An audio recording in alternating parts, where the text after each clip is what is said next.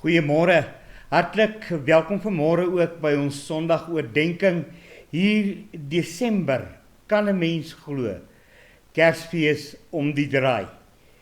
Ons gaan vanmôre saam lees uit die evangelie soos wat dit Johannes vir ons dit neergeskryf het. Johannes 10, daardie bekende Johannes 10. Ons gaan saam lees vanaf die 10de vers tot hier aan die einde van die 14de vers. Johannes 10 vanaf vers 7, as jy dit so lank wil opsoek. Kom ons buig nou in aanbidding voor ons Here. Here, op hierdie pragtige môre wil ons jubel en juig voor U, omdat U so goed is. Werklik, Here, soos wat die natuur begin bloei en dinge begin groen word en alles so pragtig begin lyk, weet ons dat die Kerstyd ook 'n besondere tyd van die jaar is. 'n Tyd waarin ons ook dink aan Jesus Christus wat na 'n wêreld gekom het. En dat dit vir ons 'n teken is van die uitstorting van U liefde, ook oor ons hemelse Vader. Dat inderdaad Jesus gekom het, sodat ons ook die lewe kan hê. Dankie vir U genade en U groot liefde.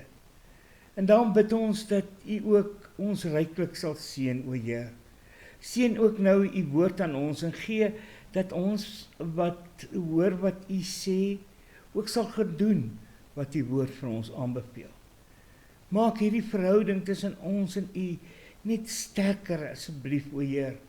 Ja, U o Gees wat ook so in ons harte werk. Ons bid dit alles in die naam van Jesus Christus, ons Here. Amen. Johannes 10, daarvan vers 7. Toe het Jesus verder gesê, dit verseker ek julle, ek is die ingang vir die skape. Almal wat voor my gekom het, is diewe en rowers. Maar die skape het nie na hulle geluister nie. Ek is die ingang. As iemand deur my ingaan, sal hy gered word. Hy sal in en uitgaan en veiding kry. 'n Dief kom net steel en slag en uitroei. Ek het gekom sodat hulle die lewe kan hê en dit in oorvloed. Ek is die goeie herder. Die goeie herder lê sy lewe af vir die skape. 'n Huurling is geen herder nie en dit is nie sy eie skape nie. As hy 'n wolf sien kom, los hy die skape en hardloop weg, en die wolf vang die skape en jaag die trop uitmekaar. Hy is die huurling en hy is nie bekommerd oor die skape nie. Ek is die goeie herder. Ek ken my skape en my skape ken my. Net soos my Vader my ken en ek die Vader ken. En ek lê my lewe af vir die skape. Ek het nog ander skape wat nie in hierdie kraal is nie. Ek moet hulle ook lei. Hulle sal na my stem luister en hulle sal een kudde wees met een herder. Geliefdes, ons uitgangspunt natuurlik daardie pragtige vers 10 van Johannes 10. 'n Dief kom net steel en slag en uitroei. Ek het gekom sodat hulle die lewe kan hê en dit in oorvloed. Ons is steeds besig met ons groot tema vir die adventtyd. Waarom het Christus na 'n wêreld gekom? Waarom het Christus na 'n wêreld gekom? En dan kry ons ook weer 'n volgende uitdrukking hier in Johannes wat so eie is aan die Johannese literatuur. 'n Uitdrukking wanneer Johannes kom sê en hy haal die Here Jesus aan, ek het gekom sodat hulle die lewe kan hê en dit in oorvloed. Wat 'n geweldige woord. Die lewe in oorvloed. In hierdie gedeelte natuurlik baie bekend, die gedeelte van die goeie herder, en dan verduidelik ons Here Jesus Christus juis wie hy is. En hy gebruik hierdie beeld van 'n herder wat baie bekend was in Israel en omstreke. Want sien, Een van die groot dinge daar in Israel was maar die skaapboerdery gewees. En om 'n skaapboer te wees, sou jy dikwels ook maar die herder wees van jou skape. Hierdie skape wat jy moet versorg, wat jy moet koester en wat jy moet lei. En die herder was altyd die een wat voorgeloop het voor sy skape. Anders is dit vandag wat ons ken, nê. Ons jaag skape maar aan, want hulle ken ons nie so goed nie. Die herder het selfs 'n fluit gehad, word daar geskryf, wat vertel maar, hoor hierdie trop is my trop, en as hy dan die fluit, dan kom die trop skape tussen die ander in die kraal uit, juis na hom toe, want hulle ken sy fluit. Maar dit gaan ook verder in hierdie gedeelte. Hierdie gedeelte is ook 'n deel van daardie groot uitsprake van ons Here Jesus, die sogenaamde ek is uitsprake. En dan kom sê hy in hierdie gedeelte, as ons mooi gekyk het, hy sê, ek is die goeie herder, en dan in die gedeelte wat ons in besonder gelees het vanoggend, ek is die ingang, as ons dit direk uit die Grieks vertaal, die deur, waardeur die skape moet gaan, om in die kraal te kom. Ek is die ingang, die deur, waardeur die skape moet kom, om in die kraal in te gaan. Christus het na hierdie wêreld gekom, sodat ek en jy, as sy skape, kan ingaan en uitgaan, en weiding vind. Hy stel dit so mooi, hy sê, ek het na hierdie wêreld gekom, sodat julle die lewe in oorvloed kan hê. Ek lees net weer daar die pragtige 10de vers. 'n Dief kom net ten steel en slag en uitroei. Ek het gekom, sodat hulle die lewe in oorvloed kan hê. Geliefdes, wanneer ek en jy so 'n bietjie oor hierdie teks dink, het dit geweldige betekenis vir jou en my. Daar word gepraat van 'n dief. 'n Dief wat inkom, vernietig en tot niet maak. Daarom is dit belangrik dat ons vir mekaar sê, kom ons identifiseer die dief en wie die dief is in ons lewens. Inderdaad moet ons mekaar sê, dit gaan hier ook oor Satan en geestelike oorlogvoering en sy magte wat hy in die wêreld uitstuur om te vernietig en te verniel. Sy magte wat hy gebruik om die laaste geroggel, angs te verwek en vrees by mense te skep. Inderdaad gaan dit hier oor hierdie dief. Maar dan gaan hierdie gedeelte ook verder, soos wat een van die kommentare so mooi skryf, hy sê, dit gaan ook oor die dief daar in my lewe. Watter dief is daar, wat by my die lewe van oorvloed kom steel? En dit vra dat ek en jy natuurlik so 'n bietjie dieper kyk na wat ons in die lewe sien en wat ons as belangrik beskou in die lewe. Want sien, dit het hier alles met prioriteite te doen. As my sekuriteit uiteindelik die hoogste belang in my lewe het, dan gaan dit 'n dief word wat my lewe van oorvloed steel. En al het ek dan ook hoeveel rand in die bank, gaan ek steeds arm bly sonder hierdie lewe van oorvloed. Of as enigiets anders daar is wat net belangriker is as my verhouding met die goeie herder, het ek 'n probleem. En dan vind 'n mens baie moeilik die lewe van oorvloed. Die lewe van oorvloed soos wat dit by die Here Jesus en by hom alleen moontlik is. My broer en suster, liewe jong mense, kinders, wat is vir u die belangrikste? Ja, wat kom heel eerste in jou lewe? Is dit Christus, die goeie herder? Of is daar dalk ander dinge wat soveel bekommernis bring, dat jy uiteindelik ver staan van die lewe van oorvloed. Kom ons kyk 'n bietjie, en kom ons wees 'n bietjie eerlik met onsself. Maar dan so gepraat van die lewe in oorvloed, wat Jesus vir sy mense wil gee, vir jou en my wil gee, wat aan hom behoort. Wat is dit? En daarom moet ons maar altyd probeer in gedagte hou, wat ons Here se lewe van oorvloed behels. Ja, wat dit alles insluit. En dan is daar so 'n paar dinge wat ek wil noem. Mens kry dit so mooi in die evangelies, en dan ook veral in die briewe van Johannes en Paulus, word hierdie lewe van oorvloed vir ons so mooi blootgelê, kan ons sê. En daarom moet ons tog onthou wat dit alles is.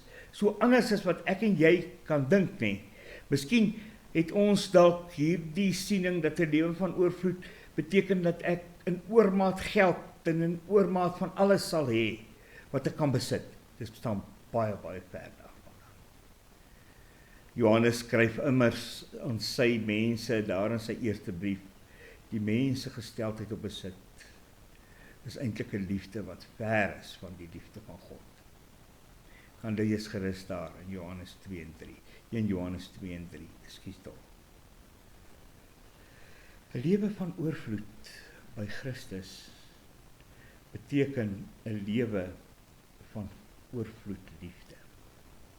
Ek en jy behoort immers aan hom wat sê dat hy liefde is. En dag na dag word sy liefde mos ook oor ons uitgestort.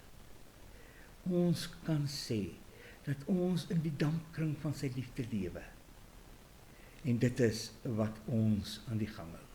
Liefde en genade wat so hand aan hand loop en wat so elke dag so onverdiend na jou en my kant toe kom. Is die een groot ding wat 'n lewe van oorvloed kenmerk. En mense wat bewus is daarvan, is ook daarvan bewus dat hulle so groot deel het aan die lewe van oorvloed. Maar dan staan dit nie so alleen nie. Christus kom gee ook sy vrede. Vrede wat alle verstand te bowe gaan vir jou en my. Vrede te midde van die stikkindheid en die onrus in die wêreld. Vrede wat oor ons verstand en gedagtes die wag hou. Soos wat Paulus dit mooi sê, daar in Filippense 4. Maak in alles met gebed en smeking julle begeertes aan God bekend, en sy vrede sal oor julle gedagtes die wag hou. 'n Oorvloed van vrede, maar ook 'n oorvloed van vreugde. Vreugde wat verder strek as die oppervlakkige van kersliggies en persente om die boom. Vreugde wat gekoppel is aan die feit dat die kind in die krib ook die verlosser aan die kruis is. En daarom kan ons saam met die wyses ook jubel, kan ons saam met die wyses persente bring, omdat ons bly is. Want sien, Immanuel, God met ons, hy het gekom. 'n Oorvloed van vreugde, 'n oorvloed van vryheid. Die mag van Satan is verbreek. Die kind in die krib verword inderdaad die verlosser aan die kruis. En so kry Satan die doodskoot, kan ons sê. So word die band van die dood wat ons inbind, wat vrees bring, totaal en al vernietig. Daardie band wat ons boei, is afgeruk. En ek en jy het vryheid. Vryheid in Jesus Christus. Vry om nie weer, ook selfs deur ons dade, gebind te kan word en vir ons die hel so te bring nie. Nee, vry. Want ek en jy het daardie vryheid gekry toe Christus aan 'n kruis gesterf het. En uiteindelik beteken 'n lewe van oorvloed ook 'n lewe oorvloedig wat uitloop op die ewige lewe. Jy sien, En dit is wat die vryheid gebring het, die vryheid om hier voluit te kan leef. Want ons weet, selfs aan die ander kant die graf, wag die ewige lewe. 'n Lewe van saam wees, waarin God se vreugde alles sal oorheers, waarin sy vrede alles sal oorheers, sy liefde in almal en in alles sal wees, volledig volmaak, waar ons vry sal wees en vir ewig sal lewe. Dit is wat God se lewe van oorvloed, ook volgens Johannes behels. Jy kan dalk ander omskrywing hê, maar gaan kyk weer mooi daarna. Dit is 'n lewe van oorvloed. En uiteindelik, hierdie lewe van oorvloed kan alleen verkry word, waar daar in 'n persoonlike verhouding met ons Here Jesus Christus gestaan word. Hier luister mooi na die 14de vers. Ek is die goeie herder. Ek ken my skape en my skape ken my. Net soos die Vader my ken en ek die Vader ken en ek lê my lewe af vir die skape. Christus ken jou. Hy ken vir my. Hy het immers ons geken aan 'n kruis. Ken jy hom? Staan jy met hom in die wonderlikste verhouding wat daar kan wees? 'n Mens met God drie ene en Jesus Christus ons verlosser. As jy vanmôre daarop ja kan antwoord, dan kan ek maar net ook vir jou verseker uit die woord. God se lewe van oorvloed lê vir jou voor. Oorvloed is die storms ook hoe groot daar buite. En al is die gebrokenheid in hierdie wêreld ook so na aan ons lyf. Oorvloed in lewe. Want God het dit moontlik gemaak deur ons oudste broer Jesus Christus, ons Here. Amen. Here, baie dankie dat U inderdaad gekom het om vir ons die lewe te gee en dit in oorvloed. Dankie dat ons kan lewe vandag met die wete dat U liefde vir ons genoeg is en dat U liefde oor ons uitstort, o Heer, van oomblik tot oomblik. Dankie vir die vrede en die kalmte in die gemoed wat ons juist by hierdie wete belewe. Dankie dat ons reeds kan deel in die vreugde wat daar vir ons wag wanneer U die lam weer kom om ons as die kinders te kom haal. Dankie dat ons vry kan wees. Vry in Jesus Christus, los van die bande van sonde en Satan wat ons so bind. Ons sien uit daarna, Here, om ook by U te wees in die lewe. Ons bid vir ons kinders vandag, almal in ons gemeente, ja, Here, ons jong mense het U so nodig. Loop U voor, werk in harte, sodat daar opnuut 'n nuwe liefde vir U sal wees. Ons bid vir elke ander lidmaat in ons gemeente. Here, ja, wees U die leidsman, die goeie herder. Ons bid vir hulle wat siek is, hulle wat eensaam is, hulle wat alleen is. Ons dra hulle aan U op en bid vir hulle. Ons bid dat U ook hierdie adventtyd, die Kerstyd, baie ryklik sal seën. 'n Tyd van saamwees met families, maar 'n tyd van die ontdekking, die nuwe ontdekking van die wonder. Christus het na 'n wêreld gekom. In die naam van Jesus Christus bid ons dit. Amen.